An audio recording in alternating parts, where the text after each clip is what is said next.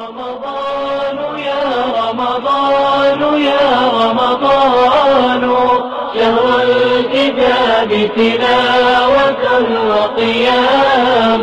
رمضان يا رمضان يا رمضان شهر الكتاب تلاوة وقيام. يا لذة الأوقات في أيامنا رمضان فيك عبادة وصيام.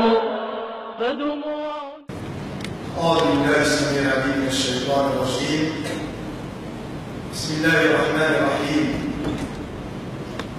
الحمد لله رب العالمين وبه أستعين ولا حول ولا قوة إلا بالله العلي العظيم. الحمد لله الذي هدانا لهذا وما كنا لنهتدي لولا أن هدانا الله.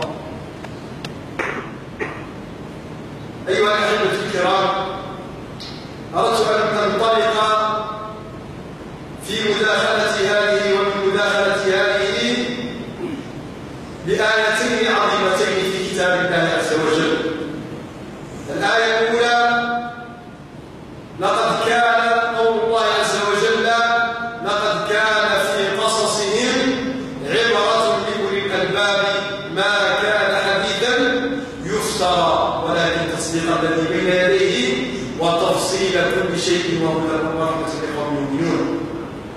والآية الثانية قول الله عز وجل بعد بسم الله الرحمن الرحيم: ألم يأن للذين آمنوا أن تخشع قلوبهم لذكر الله. هاتين آيتين يكمل بعضهما الآخر، ولعل العنوان الذي وضع وهو قصص أو من قصص التوابين إنما ذلك لأخذ العبرة، وإنما ذلك لكي نسير على منهج من تاب ورجع إلى الله عز وجل. وهذه عبر وهذه مواعظ أردنا أن نبتدئها أو أن نذكرها في بداية هذا الشهر العظيم، لعل تائبا يعود إلى الله عز وجل، ولعل آئبا يؤوب إلى الله عز وجل، ولعل عائدا يعود إلى الله عز وجل، فيتأكد تأكد اليقين بأن الله عز وجل يقبل التوبة عن عباده.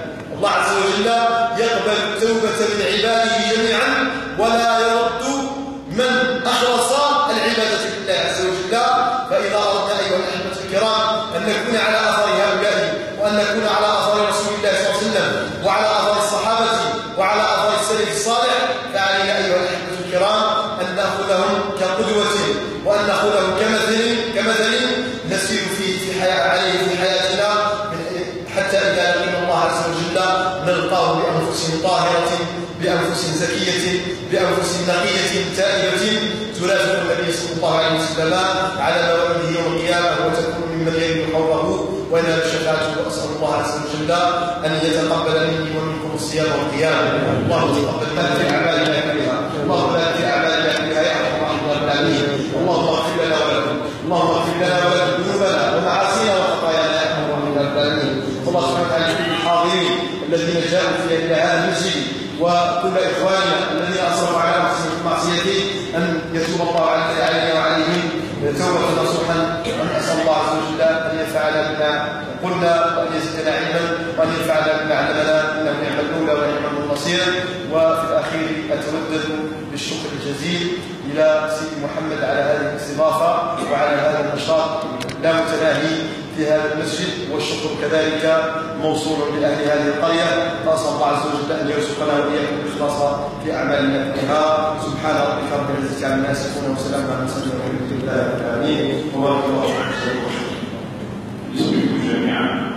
نشكر شيخنا السعد العالي على تبيينه هذه الدعوة وعلى هذه الموعظة التي خرجت من القلب وبدون شك وصلت إلى القلب. نسأل الله عز وجل أن يجعلها في ميزان حسناته وميزان حسنات الوالدين، كما نشكركم أيضا على صدركم معنا وعلى حضوركم. نسأل الله عز وجل أن يجعل هذه الجلسة مباركة في ميزان حسناتكم